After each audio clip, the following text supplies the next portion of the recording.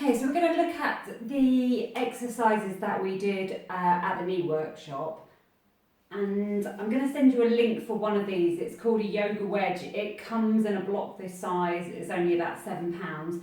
But what it will do is it will help you change and give your body a new experience from the foot to change or just to help you articulate the foot better, but also help give a different perception of where the foot is to help you load other muscles and areas that you might not be able to load otherwise. So this is essential really for you to get a different experience and feedback up through the leg.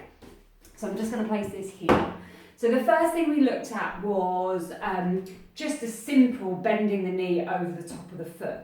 And now you have to get the pelvis over the top of the foot. It's not bending the knee in front of you and leaving the pelvis behind, which looks like this.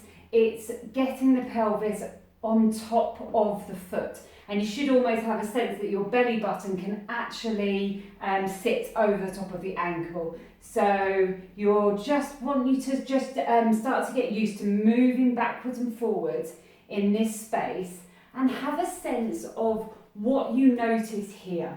Does the knee pain occur in this space? Or do you feel like the foot's blocking somewhere? Does the ankle feel tight? Do you feel your heel bone coming up too quickly as you bend your knee over the foot? So you want to be aware of all those things that are happening. As you're getting your weight over the top of the foot and still keeping contact with the toes at the back foot, you can lift the heel up, but you don't want to be on tiptoe or coming off the ground onto a one-legged exercise. You want to have your toes planted on the back foot as you come up and over this leg. And ideally what you want to be feeling, just in sense of moving backwards and forwards, is that you'll get load through the whole of the leg. You might get quite a lot of load through the inside tissue of the knee. You might get glute as well, and you might feel like the lower leg, a bit of calf and other muscles loading. You want to let the foot go. It's almost like it's just splatting on the ground. And also you want to just not control the knee so it's going forward, just let the knee go. And you'll notice, you'll see where my body's going, everything starts to rotate away from the leg. So just by me going forward, I have a sense that my pelvis rotates, the leg rotates, and I can feel all the weight going onto the inside of the foot, but not so much that the outside of the foot comes off the ground. You want to have the big toe, the little toe and the heel bone on the ground as you're moving up and over the foot. And you should almost have a sense of your arch dropping. And like I said, everything almost just rotating towards the back leg. And remember, I said that weight is up and over the leg. You're not standing behind the leg here. It's up and over the leg here. And so if you experience any sort of like, the knee's not happy, you're feeling something's not quite doing that nice rotational movement, you're going to start sticking the wedge in. And so with the wedge, the first position you can have is you can have it in front of you underneath your forefoot like this. And so you can try again. Does that change anything for you? Does that feel different in the foot? Does it allow you to get your weight over the leg more? And so you can check in with that and move in and out of that space.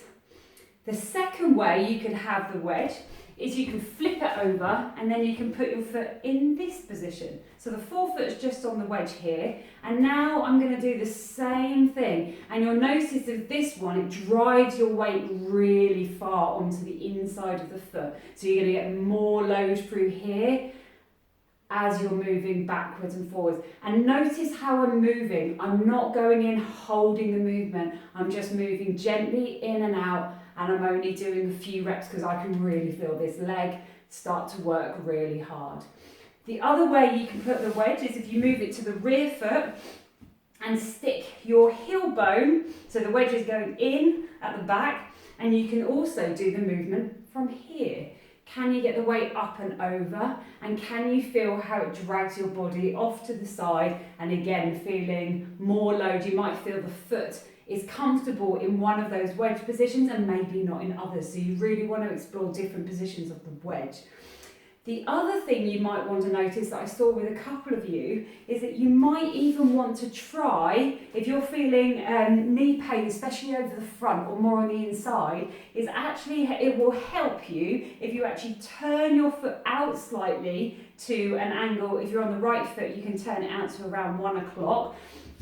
Stick the wedge slightly here and encourage more movement in the arch of the foot, in the rear foot, to move inwards. And you could just play around with that movement and see if that helps load muscle rather than pain in the knee. And you can play around with different positions of that to try and get the bones to move around the knee. So that's what I want you to play at, have a go at with this exercise.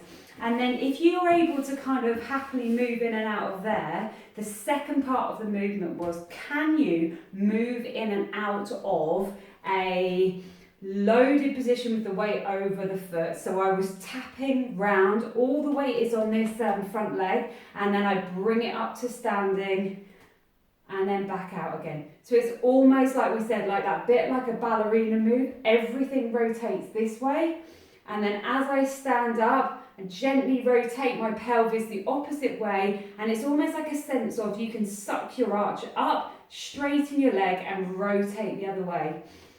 And then we can go in again, arch should be dropping, leg should be loading, and then standing up, arch should come up, knee straighten and rotate away. So you can just gently move in and out of that position, using the wedge and changing the wedge in different places to see if you can load different muscles of the leg, but just get the leg to rotate in and rotate out. Any questions or you need any help with that, you can always drop me an email.